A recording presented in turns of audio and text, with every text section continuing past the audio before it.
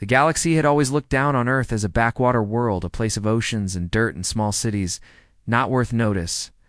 And when the alien armadas turned their eyes toward humanity, they laughed because they saw weakness. They saw a species that had never fought beyond its own sky, and they mocked the idea that such creatures could ever resist. Their fleets of steel and fire across the stars, the alien broadcast was loud and cruel.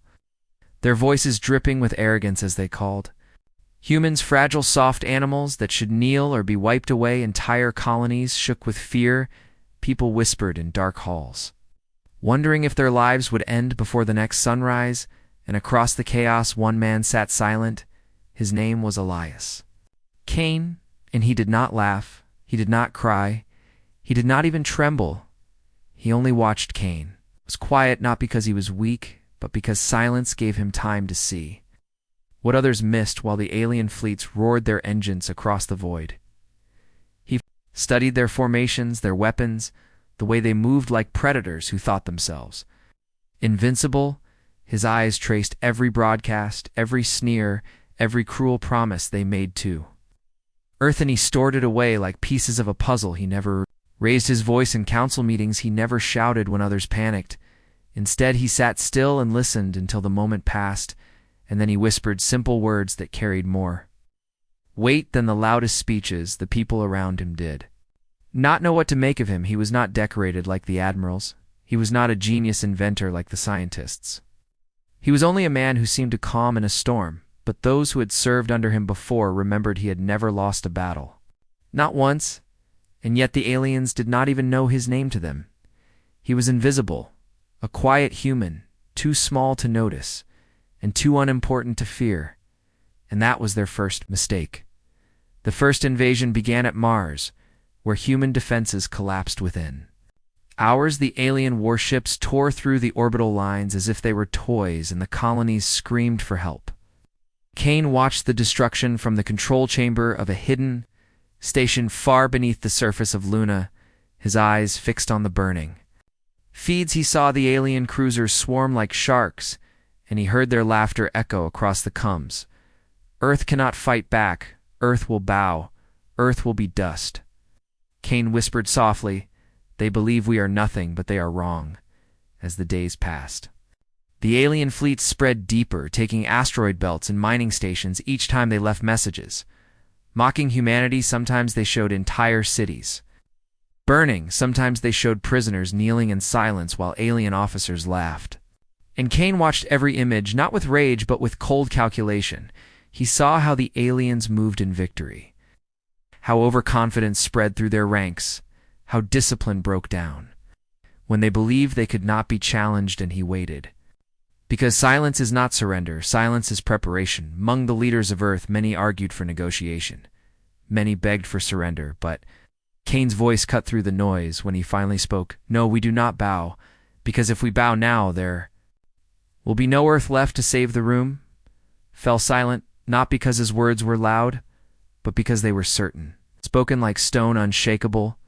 The council stared at him, but few believed one man could stop an armada. Still, Cain did not argue.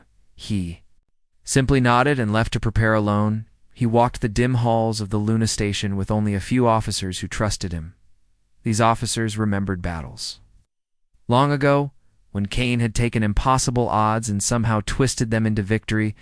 They called him the silent commander because he wasted no words and showed no fear. Cain knew humanity's fleets could not fight the aliens head-to-head, not yet, but he also knew something the aliens had forgotten. Wars are not won by the largest guns. They are won by knowing where to strike, when to strike, and how to make the enemy bleed without warning. The alien commanders spread their power wide across the solar system to sure of themselves. They mocked the humans, openly broadcasting challenges, demanding Earth's leaders come forward to kneel. Cain sat in silence in the dark of his command chamber while the flicker of alien faces glared across the screen. His eyes never blinked, his hand steady against the glass table. One of his officers whispered, "Sir, they call us animals. They say we are already finished." Cain replied softly, "Let them believe it." That night, Cain began to move in secret. He called for old ships, forgotten freighters, and miners left to rust in the belt. He gathered engineers who still had courage. He ordered drones that had once built cities to be reshaped into weapons. None of it looked like a fleet. None of it looked like power. But Kane saw the pieces of something greater. While the aliens laughed, humanity prepared. In silence, the first human counterstrike was not meant to win. It was meant to whisper back. Kane sent a handful of drones. Hidden among shipping barges to slip into an alien formation orbiting Ceres, the aliens did not notice. They were too busy laughing, too sure of themselves, until the drones awakened and tore into the engines of a cruiser. The explosion lit the dark like a sudden star, and the aliens froze. Kane whispered into the quiet, "So begins the Wartha."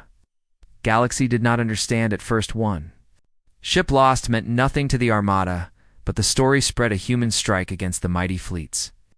Rumors carried the name the Quiet Human, the one the aliens ignored but could not catch.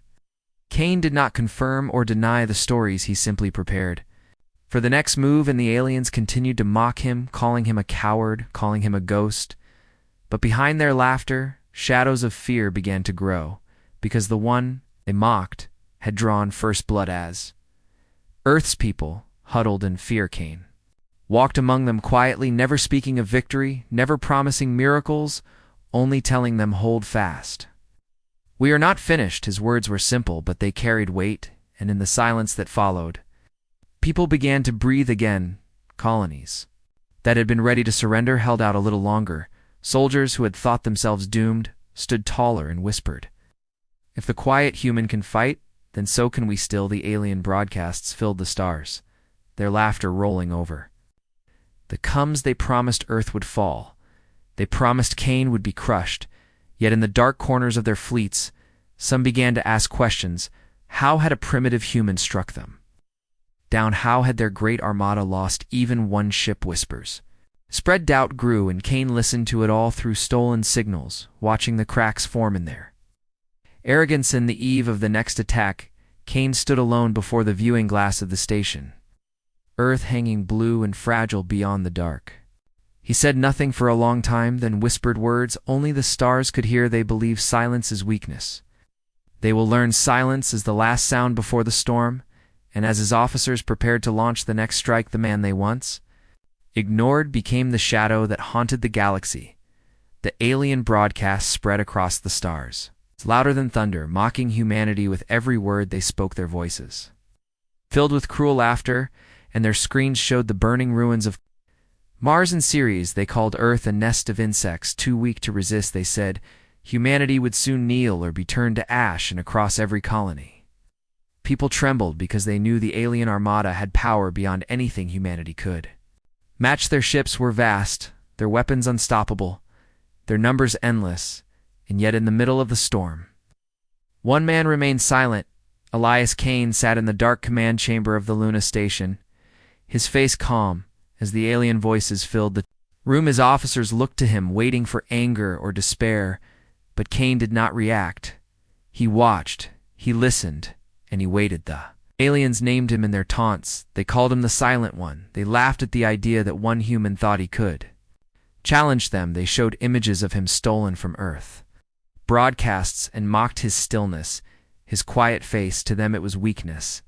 To them it was proof that he was nothing but. Kane did not care. Their laughter was fuel, their arrogance a weapon. And in his silence, he began to build the shape of their downfall. In the colonies, despair grew. Families huddled together, waiting for the end. Some leaders begged the council to surrender. Others called for desperate last attacks that would burn more lives for nothing. The council itself was divided, filled with shouting voices, drowning in fear. And still, Kane said almost nothing. When he finally spoke, his voice was low, steady, and sharp. "We kneel now. We lose everything if we stand. There is still a chance, even if they laugh." His words carried across the chamber, and silence followed, not because he shouted, but because they felt the weight of his certainty. Yet still many did not believe. They shook their heads and whispered that Kane was mad, that one man could not turn the tide against an armada. But Kane did not argue. He let their doubt wash over him like water on stone. In the hidden workshops of Luna, engineers worked night and day under Kane's orders. Drones were reshaped. Freighters rebuilt weapons carved from scrap metal and stolen alien tech. Kane walked the halls silently, watching every detail. Correcting small mistakes with gesture or a quiet word, his officers wondered how he saw so much, how he noticed things. No one else did, but Kane did not explain. He simply kept moving forward one step at a time because he knew every piece mattered, every wire, every bolt, every calculation. In the silence of the station, the weapons of resistance were being born. Meanwhile, the aliens spread deeper into the solar system, taking stations and belts, leaving trails of fire behind them in their arrogance. They began to grow careless. Discipline broke in their ranks. Soldiers mocked the humans openly on public broadcasts. Some even staged games where they forced prisoners to fight each other while alien crowds cheered. Kane saw it all, and though his face never changed, his eyes grew colder because he understood something the aliens did not. Cruelty makes enemies. Fear at first, but in time it makes them burn with anger, and when anger joins silence, it becomes unstoppable. Rumors spread across the colonies. Stories of the first strike at Ceres, where drones hidden among freighters had destroyed a mighty alien. Cruiser whispers carried the name of the man who planned it, the quiet human, some called him Ghost, some called him Shadow. Some said he was not real at all, but the fear in the aliens' voices when they spoke of him proved otherwise. The legend grew. And Kane let it grow. He never confirmed it, never denied it. He simply watched as the story carried across space until even the children of Earth whispered it in the dark. If the quiet human fights, then maybe we can survive. The alien leaders grew. Angry at the whispers, they sent out messages calling Kane a coward. They mocked his people again and again. One broadcast showed a captured human soldier forced to kneel as alien officers jeered. They shouted, "Your quiet human cannot save you now." Human Kane watched in silence, his officers furious, their fists clenched, their eyes wet with rage, but Kane only whispered, "They want us to break. We will not break. We will answer in silence." And still Kane's plan grew in secret, every move built on the arrogance of the enemy. He studied their patrols, their supply chains, the way their fleets scattered wide across the system, chasing resources and spreading fear, and he chose his target, not the largest ship, not the strongest fleet, but a convoy. A fuel haulers guarded lightly because the aliens thought no one dared strike them. Kane moved his hidden fleet, small ships, drones. Freighters remade into weapons, and when the convoy passed near the shadow of Jupiter, Kane gave the order. The attack came like a whisper in the dark. Sudden and sharp drones slipped between the haulers, their engines masked until the last second, then fire ripped across. The void, explosions blooming, silent and terrible. The aliens screamed over the coms as their fuel reserves turned into stars. The haulers shattered. The escorts tried to fight, but Kane's traps tore them apart one by one. When it was over, half the convoy was gone, and Kane's fleet had vanished into the dark, leaving nothing but burning wreckage behind. The galaxy felt the shock. The aliens raged in fury. But beneath their anger, fear began to spread because the quiet human had struck again, not once, not by chance, but twice now, and each time he had chosen his target with precision. Each time he had made them bleed without warning, and each time he had disappeared like a shadow before they could catch him. Their laughter grew thinner now, less sure, their mockery less confident. Still they boasted, still they promised to crush him, but their voices trembled at the edges, and Kane heard it. Allen. The colony's hope sparked for the first time in months. People whispered, "The quiet human is out there. He is fighting, is winning." Kane's officers reported the whispers to him and asked if they should confirm his legend. Kane shook his head. No. Let them believe what they must. Let the story grow bigger than the man, because the story cannot be killed. The officers nodded because they understood Kane was building not just a fleet, but a fire in the hearts of his people. And once that fire burned, it would spread beyond the reach of any armada. But the aliens were not blind forever. Their commanders began to plan traps designed to draw the quiet human out. They leaked false information. They spread bait across the stars. Kane saw it all. He studied their false moves and smiled softly. "They think me careless," he whispered. "Let them think it. For every trap they set, he learned more about their weaknesses. For every boast they made, he saw deeper into their pride. And in his silence, the storm grew stronger. On a cold night in the command chamber, Kane stood alone, the stars burning beyond the glass, his reflection faint in the dark. He whispered words no one else could hear. "They mock us because they do not understand silence. They laugh because they do not see the storm that comes after the quiet. They will see soon enough. They will see." And in that moment, the quiet human became more than a man. He became the shadow that haunted every alien dream and the hope that carried every human heart into the battles yet to come. First alien warship to fall to Kane's hand was a wound that the Armada tried to hide, but could not. The second strike at the fuel haulers was a cut deeper than the first, a reminder that their power was not untouchable, and though they still mocked, though they still laughed. Their voices were sharper now. Their arrogance strained the galaxy, watched and whispered of the quiet human who struck from the shadows and vanished before the flames died. Entire colonies whispered his name, though many had never seen his face. Kane, Elias Kane, the silent one in the hidden command chamber of Luna Station. Kane sat before the wide glass where Earth floated in the distance. His officers gathered around him, their eyes filled with hope and fear, because they knew the aliens were angry now, and an angry enemy. An enemy was dangerous, one officer said. Sir, they will come for you. They will set a trap. The Armada cannot allow this humiliation.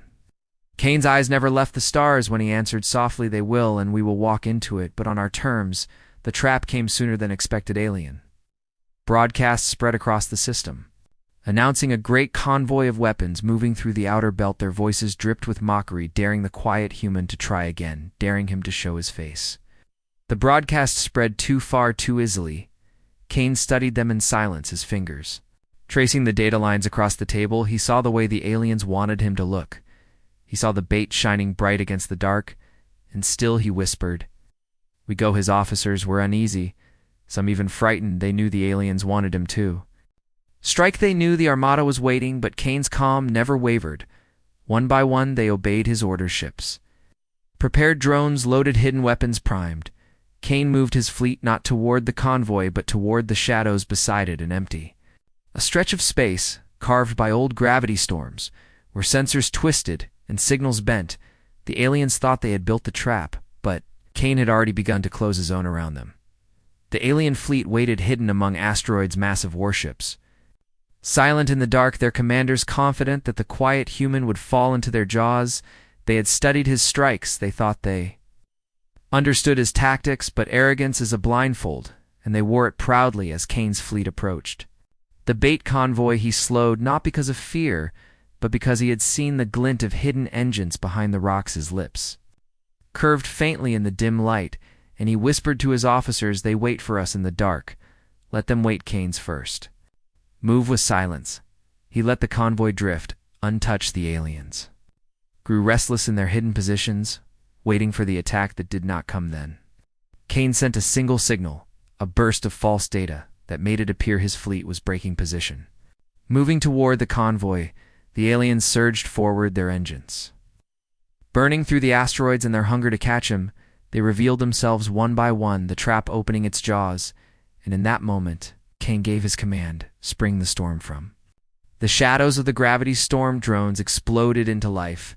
Swarming from every angle, they struck the alien ships before they had formed ranks, tearing into engines and sensors, turning order into chaos. The aliens fired wildly, their beams cutting through rock and debris, but striking nothing of Kane's true force. His fleet slid like knives through the broken asteroids, striking at weak points, vanishing before counterfire could find them. The battle became confusion, the mighty alien ambush turning into a cage for themselves. Kane's voice was calm over the coms as he directed each move: strike and vanish again. Do not stay to be seen. Hit their eyes, hit their mouths, hit their breath. His ships obeyed each order. Like pieces of a perfect machine, every alien ship that burned lit the darkness brighter and still. Kane's expression never changed. He watched, he measured, he guided, while the aliens raged in confusion.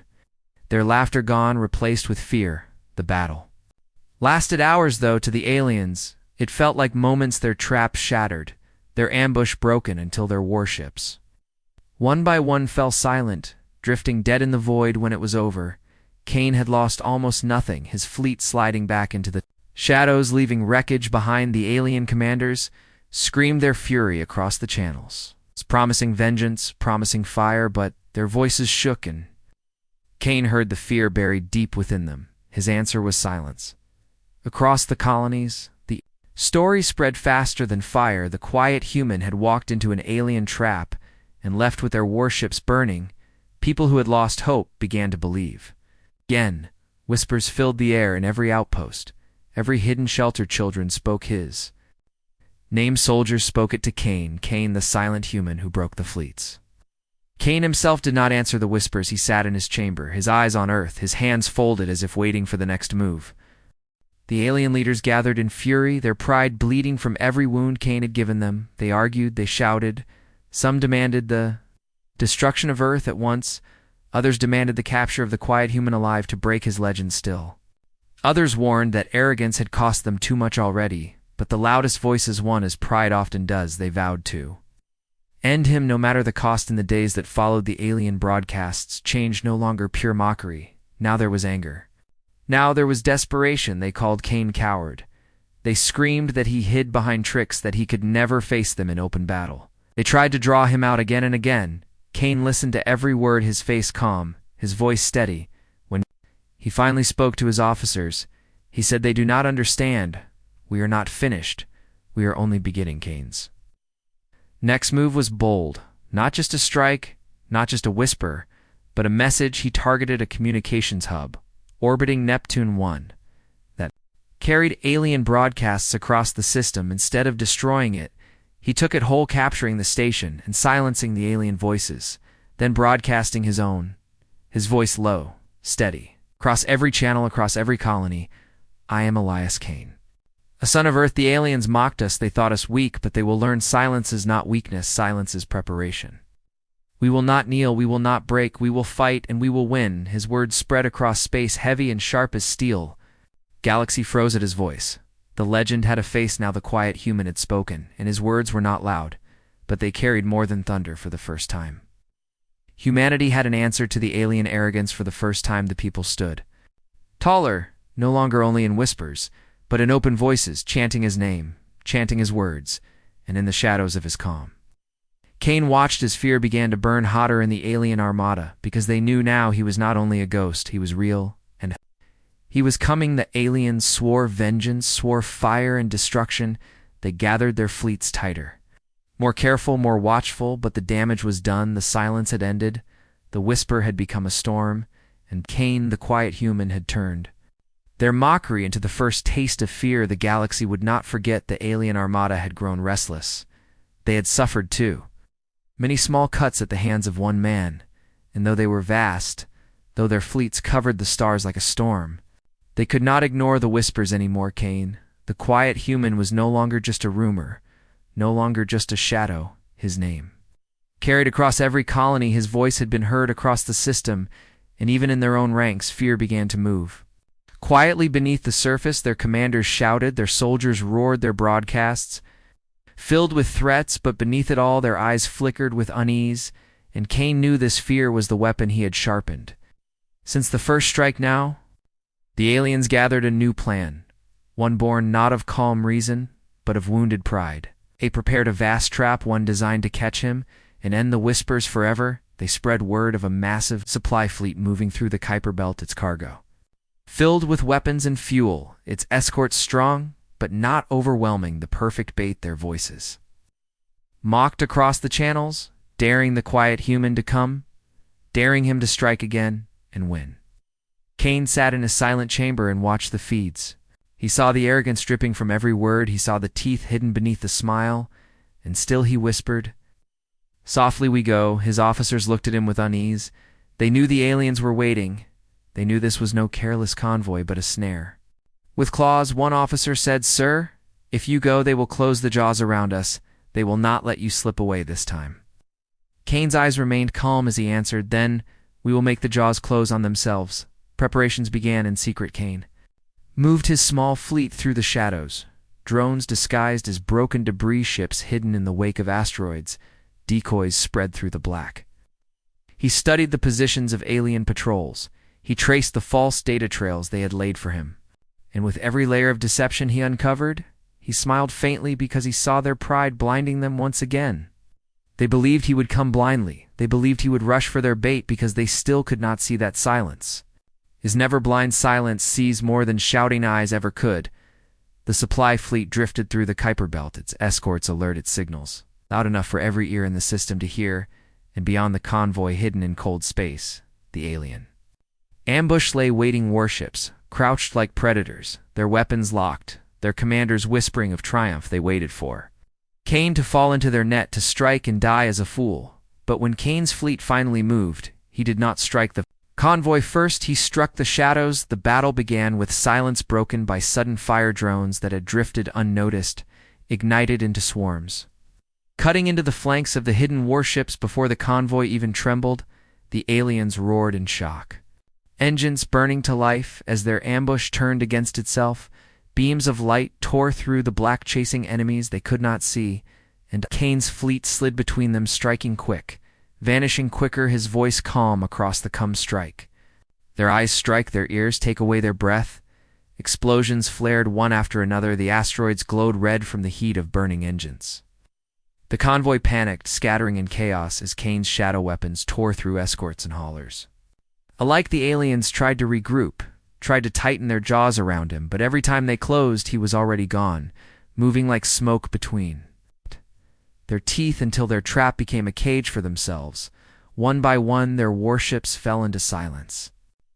Drifting lifeless in the void, Kane's officers watched in awe as his calm commands guided them through impossible lines. Every move he made seemed predicted. Every counter already prepared. Some whispered that he must see the battle before it even began, that he knew the shape of victory before the first shot fired. Still, Kane remained silent, his face calm, his eyes sharp, his voice never rising above a whisper. The aliens raged, their commanders screamed into the channels, their soldiers fired wildly, but none of it mattered. Pride had blinded them again, and now their fleets paid the price. When the last of the ambush ships burned, Kane's fleet vanished into the darkness, leaving only wreckage and silence behind. The galaxy erupted with whispers again. The quiet human had not only walked into the trap, he had shattered it, leaving the armada broken and bleeding. The colonies who had doubted now began to believe in full, their voices no longer just whispers but shouts. The quiet human fights, the quiet human wins, and in the alien halls of power, anger turned to fear. Leaders shouted louder than ever, mocking him, calling him coward, trying to drown out the truth. But their soldiers knew, their citizens knew, their pride was breaking. And Kane knew, as well. In the chamber of Luna Station, Kane stood alone, watching the stars, his officers behind him waiting for orders. When one finally asked, "Sir, why do you never celebrate? Why do you never smile at victory?" Kane's answer was simple. Because this is not victory, not yet. They will come again with more fire, with more fury, and when they come, you must be ready. Silence is not joy. Silence is patience. But in the quiet of the chamber, Kane allowed himself a single whisper when no one else heard. They thought they could trap the silent man. They thought arrogance could close the storm. But silence does not walk into traps. Silence turns them inside out. And in the stillness of the stars, the quiet human prepared for the next battle. Knowing the armada would never stop until he ended them completely, for the first time in many long months, the people of Earth and the scattered colonies felt the spark of hope. Their voices carried through the stations and mining belts. The quiet human had broken the traps of the alien armada. He had struck again and again, leaving wreckage. Where once there had only been fear, whispers turned into shouts, and shouts into open cries of defiance. The humans who had once trembled now began to raise their heads again. Soldiers who had doubted now sharpened their weapons and trained harder. Because if one man could stand against the fleets, then perhaps all of humanity could rise behind him and strike back with fierily. As Kane stood in the command chamber of Luna Station, watching the new tide spread across his people, he saw hope burning where only despair had lived before, and though his face remained calm, his eyes held the faintest shadow of relief. His officers gathered around, reporting the colonies rallying to Earth's call, engineers building new ships with renewed energy, miners offering their metals without hesitation, factories working day and night to produce weapons.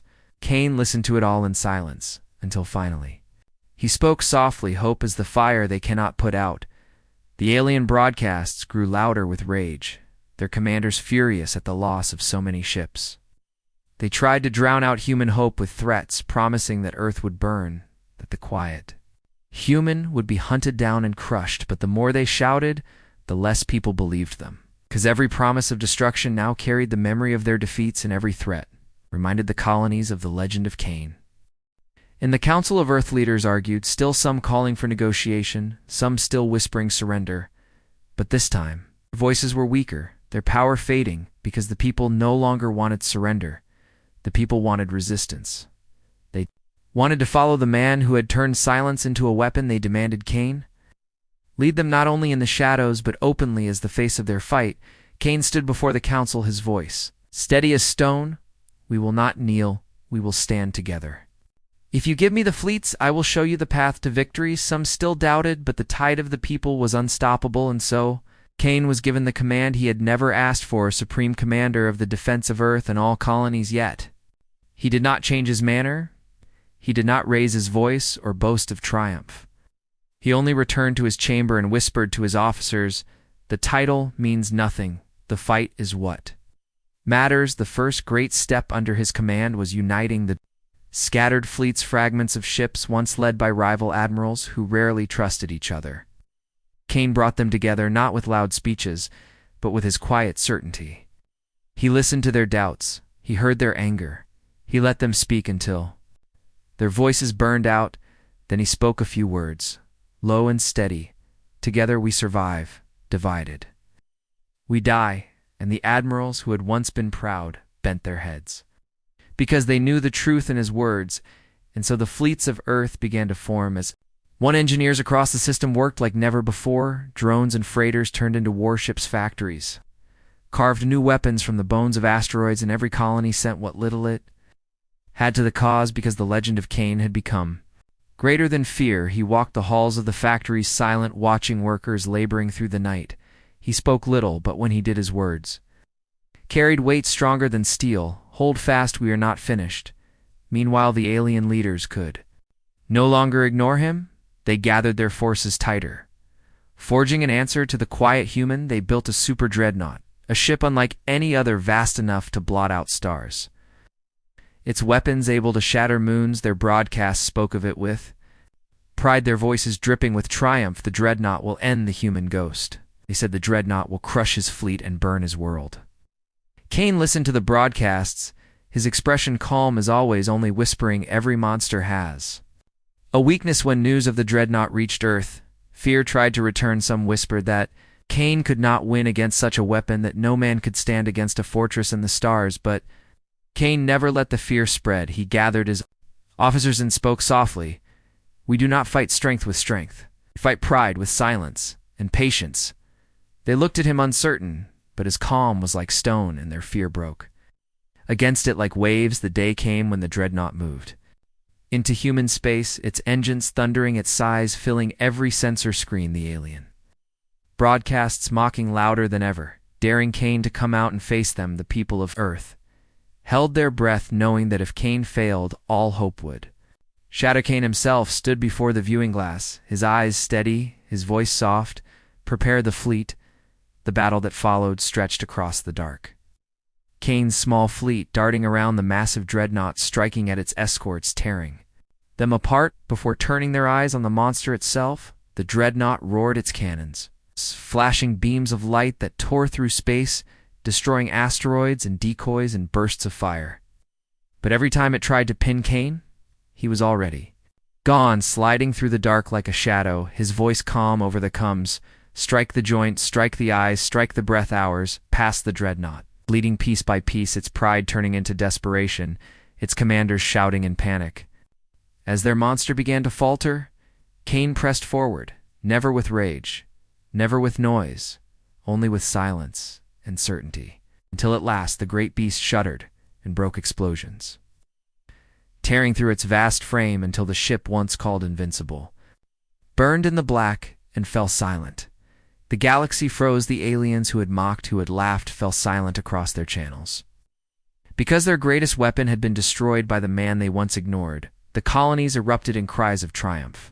The people no longer whispering hope, but shouting it like thunder. The quiet human had faced the impossible and won, and in that moment humanity awakened not as a broken species clinging to survival, but as a rising force ready to take the war back. The Starscane stood in his chamber, his officers around him, their eyes shining with awe and hope. But Kane's face remained calm, his words steady. This is not the end. This is the beginning. They will come again. With greater fury they will not stop until we end them completely. Prepare, because the true storm is still to come. The galaxy held its breath as the alien dreadnought came into human space. It was larger than any ship humans had ever seen, its shadows stretching across the stars, its hull bristling with weapons that could tear moons apart. The aliens filled the channels with their mocking voices, daring the quiet human to face their monster. They promised that this battle would be the last. They promised that his silence would end with fire. But Kane did not answer their laughter. He stood in the command chamber of his fleet, watching the dreadnought through the viewing glass, his face calm, his voice steady as he gave the order. Prepare. The lines. His officers moved quickly, their hands shaking, but their faith unbroken, because they had seen what Kane had done before they had seen him break traps and fleets with nothing but patience and precision, and so they followed even as fear grew inside them. Kane walked among them, speaking softly in words that cut through their fear. This ship is not invincible. No beast is without weakness. We will find it, we will strike it, and we will live. The dreadnought moved closer, its engines rumbling through the void, its escorts sweeping ahead like a tide of steel. The alien commanders shouted their confidence across the channels, their laughter filled with cruelty. We will end you today. Quiet human, your people will kneel, your silence will die. Kane listened without anger, without fear. He simply whispered, let them laugh. The first clash came at the edge of Neptune, where the escorts surged forward hunting Kane's fleet. Beams of fire cutting across the darkness. Kane's ships darted through the storm, small and quick, striking at weak points, then vanishing before the dreadnought could bring its weapons to bear. The escorts fell one after another, confusion spreading through their ranks because the humans did not fight like other enemies. They did not stand and trade blows. They cut and slipped away like shadows, and always Kane's voice guided them. Strike their eyes, strike their breath. Do not linger, do not let them see you. As the escorts burned, the dreadnought moved closer, its vast cannons turning toward Kane's fleet. A beam tore through space, brighter than a sun, vaporizing an asteroid in a single blast. The humans felt the shock even from afar, their eyes wide at the power.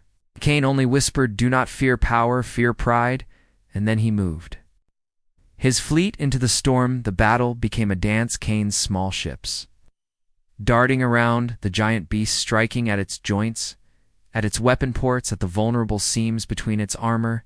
Every move guided by Kane's calm voice, every strike measured. Like the steps of a master game player, the dreadnought roared, its cannons blazing, but its size made it slow to catch the shadows that sliced around it, and every time it fired, it revealed more of itself. Every time it tried to strike, Kane saw deeper into its weakness. Hours passed, the void filled with fire and wreckage. The dreadnought shuddered under the weight of Kane's relentless strikes, pieces of its hull tearing away, escorts gone, weapons silenced, but still it fought. Its commanders screaming in fury, its guns roaring louder than ever. Kane's fleet began to bleed. Small ships lost drones, shattered officers, whispering in fear that they could not last much longer. But Kane's voice never wavered. Hold fast, we are not finished. At the height of the battle, the dreadnought turned its full fury on Kane's flagship, beams lancing toward him, tearing through the void. His officers cried out, their hands scrambling over controls, alarms screaming, but Kane stood still, his eyes locked on the burning monster before them, his voice a whisper. Now we see it there, the breath of the beast strike it. Now his fleet responded, striking where he pointed, at the great venting ports hidden along the dreadnought's spine. The weak point no one else had seen, the place where its power flowed, and with every strike fire poured from the wound. The dreadnought screamed, its cannons faltering, its engines shuddering, explosions blooming across its vast body, its commanders shouting in panic across the channels, no longer mocking, no longer laughing, only fear. Kane's fleet pressed harder, striking again and again, until the great beast trembled, and then with one last roar, It broke apart flames, tearing it to pieces, the monster once called. Invincible, falling silent in the black, the galaxy froze, every channel filled with silence because no one had believed it possible. The dreadnought had been the pride of the armada, the weapon that would break humanity, and yet it now burned broken. Across the stars, destroyed by the quiet human and his fleet, the colonies erupted in joy. Their voices rising like thunder. The quiet human has done it.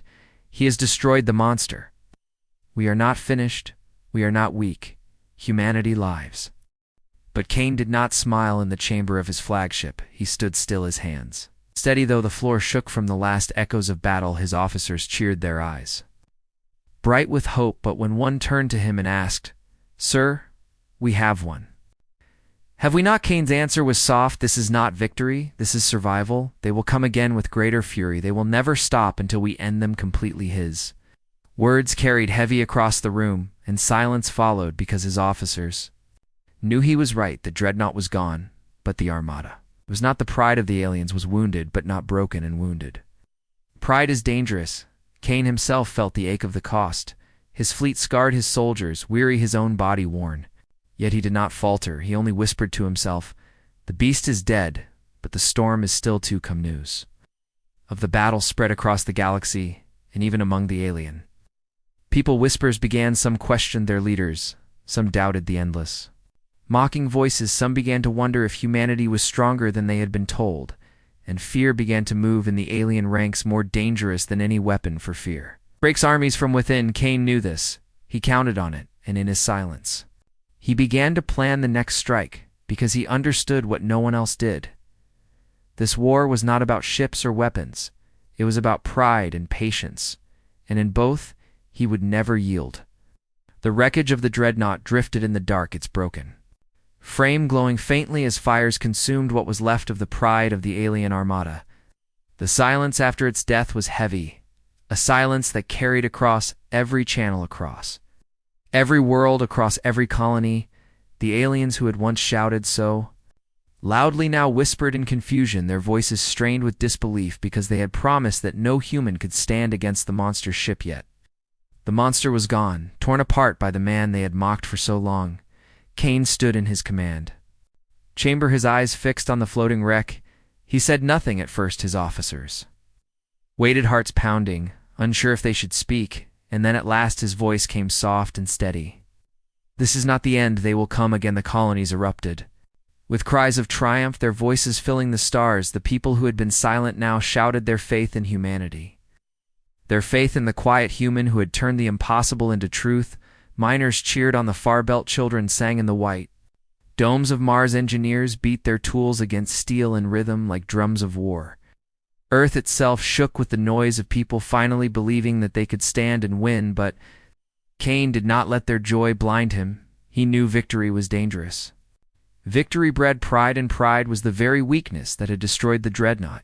He would not allow humanity to fall into the same trap. The alien High Council's rage boiled. Their commanders screamed at one another, searching for excuses. Some blamed spies, some blamed traitors, some blamed each other, but none dared to speak of the truth that their pride had led them to defeat. And so they did what wounded powers always do. They called for more. They demanded the full force of the armada be unleashed, not just the escorts, not just one dreadnought, but the entire might of their war machine. Thousands of ships forged in 100 worlds, all to be sent against Earth, all to crush the man who had turned silence into fierce scouts. Brought the news back to Kane, a wave of steel and fire greater than anything humanity had ever faced, coming straight for them. His officers trembled, their voices tight with worry. Some whispered that they could not win, not against such numbers, not against such fury. But Kane listened in silence until the whispers burned out, and then he spoke soft and steady. "We do not fight numbers. We fight weakness. Pride blinds them. They believe we will break, but we will show them the truth." He moved the fleets quickly, pulling ships from colonies, gathering every vessel that could fly. He did not care if it was small or old. Every hull mattered. Every hand mattered. He turned freighters into carriers, miners into soldiers, farmers into pilots, and everywhere he went, he spoke the same words. "Hold fast. We are not finished." His calm became their fire, his silence. Their strength, and soon a force unlike any humanity had known, gathered at the edge of Earth, scarred but unbroken, ready to face the storm. The first sight of the Armada was like a shadow swallowing stars. Their ships filled the black horizon, weapons glowing like suns. Their commanders broadcast their threats loud and cruel. They mocked the humans again. They promised to burn Earth to ash, to erase the quiet human from history. Cain listened without change his eyes. Steady his voice, calm. They come with pride. Let us answer with patience. The battle began at Saturn, when the first wave of alien ships surged forward, their beams tearing through the rings in blinding arcs of fire. Cain's fleet met them, not head-on, but with shadows darting between the fragments of ice, striking and vanishing, striking and vanishing. Confusion spread among the enemy. They had expected humans to fight like fools, to stand and break, but instead they fought like ghosts, striking where the enemy was weak, never where it was strong, and always. Cain's voice guided them. Strike their eyes, strike their breath. The battle raged for hours, and the first wave broke. The humans burned them with patience and silence, and moved back before the second wave arrived. The aliens roared, their anger louder than ever. Their commanders shouting across the channels, desperate to prove they still held power. They unleashed more ships, wave after wave, each one falling into the same trap, each one broken by the same quiet hand, until the space around Saturn burned with wreckage and silence. But the Armada did not stop. It pressed forward, its numbers endless. And Cain's fleet began to feel the weight of the storm ships. Lost pilots, gone officers, exhausted. His people fought with fire in their hearts, but they knew they could not fight forever. Cain saw it too. He stood in his chamber, calm though the walls shook with battle, his voice soft. We cannot meet them everywhere, but we do not need to meet them everywhere. We need only strike where it matters. He began to draw the Armada in, pulling them closer and closer to Jupiter, leading them as if on a leash. The alien commanders believed they were chasing him to destruction, their pride blinding them to the truth. Cain led them into the gravity well, into the storm of the great planet, using the pull to scatter their formations. His ships darted through the storms of gas, through the pull of moons, striking and vanishing, until confusion tore the Armada apart. Their numbers became a weakness, their size a trap, and still Cain pressed on, his voice calm, guiding every strike, until the Armada itself began to falter. The aliens, who had once mocked, now shouted and panicked their commands, breaking down their unity, shattering under the weight of confusion. Cain's officers heard the fear in their voices and felt their own hope burn brighter, because for the first time, the aliens did not sound like gods. They sounded like Menthe. Final stroke came when Menthe turned the moons themselves into weapons, guiding his fleet to shatter the alien ships against the pool of Io. In Europa, using the planet's own might as a hammer against their pride, the Armada that had promised to burn Earth broke apart in the storms of Jupiter's ships, falling into the endless pull, wreckage burning like falling stars across the void. Humanity watched with wide eyes as the impossible happened again. The Armada itself shattered before the silence of one Menthe. Colonies erupted in triumph, their voices louder than ever. The quiet human has broken the Armada, they cried. He has broken the storm. Humanity is free. But Cain stood still in his chamber, his eyes dark, his voice soft. This is not the end. Their pride is broken, but their hate still burns. They will not stop, not yet tanned. So even in victory, he planned. He looked to the stars, knowing that the aliens would return not with pride, but with desperation. And desperation was more dangerous than pride. His officers heard his words, and though their hearts longed to believe the war was over, they trusted him more than their own hopes. For Cain had never spoken falsely, never promised what was not true, and if he said the storm was not finished, then they would hold fast, because they knew he was the only one who could guide them through what was coming next. The wreckage of the Armada drifted like broken bones in the silence of Jupiter's shadow, and the colonies roared in victory. Their voices carried across every channel, every dome, every station. They shouted that the war was over, that the quiet human had broken the storm, and that humanity was free. But Cain stood in the command chamber, his face still and his voice soft when he spoke. The cheering dimmed. This is not the end. Their pride is broken, but now their desperation begins. His words cut through the joy like a blade, and his officers knew he was right. The aliens would not leave. They would not surrender. They had mocked humanity. Too long their voices had thundered, too loud they had sworn to erase the quiet human, and now their pride demanded that promise be kept. The scouts confirmed it. Days later, the remnants of the alien High Council had ordered their last weapon into the field, not another dreadnought, not another fleet, but something darker, something old, built in secret in the deep.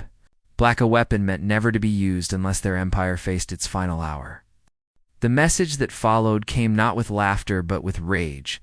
The alien voices shook the channels like thunder. Quiet human, you have broken our fleets, but you cannot break. What waits in the dark, we will end you, even if it ends us. Kane listened. In silence, his eyes narrowing, though his voice remained calm. They will burn the stars before they admit defeat.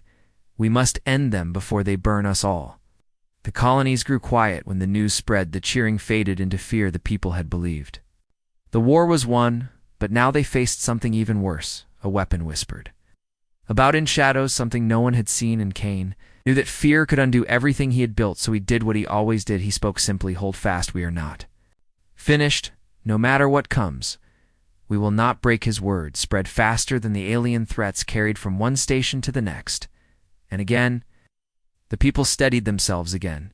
The miners and farmers and engineers swore to follow the quiet human, no matter what. The weapon revealed itself weeks later. A black ship, vast and unnatural its shape. Like a blade drawn across the stars it moved. It wound.